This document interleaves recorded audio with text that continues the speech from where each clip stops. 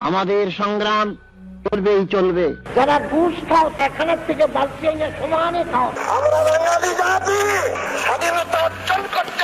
অজানা ইতিহাস। আমাদের অন্যতম নেতা মাওলানা ভাসানী ছিলেন। ব্রিটিশ বিরোধী আন্দোলন থেকে শুরু করে পাকিস্তান বিরোধী লড়াই সবখানেই ছিলেন তিনি।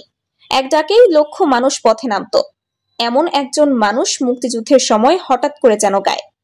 1971 সালের মার্চ এপ্রিল টাঙ্গাইলে ছিলেন ভাসানী, কিন্তু নিজের বাড়িতে না, ছিলেন এক অনুসারীর বাড়িতে, গ্রাম বিন্নাফইরে।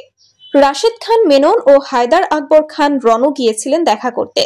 তারা চেয়েছিলেন তিনি যেন ভারতে চলে যান, কিন্তু ভাসানী রাজি হননি। বরং তিনি তখন যোগাযোগ করতে চাচ্ছিলেন চীনের সাথে। বাড়ি জ্বালিয়ে দেয়।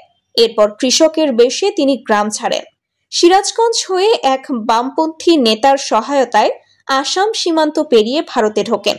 কিন্তু সেখানেও ছিল ভারতের বাধা, কারণ তিনি ছিলেন আওয়ামী লীগ বিরোধী, আর ভারত সে সময় শুধু আওয়ামী লীগের দিকেই ঝুঁকেছিল। বিবিসি সংবাদ মাধ্যম জানান, এই রকম বাস্তব ইতিহাস জানতে সাবস্ক্রাইব করুন, লাইক দিন, শেয়ার করুন।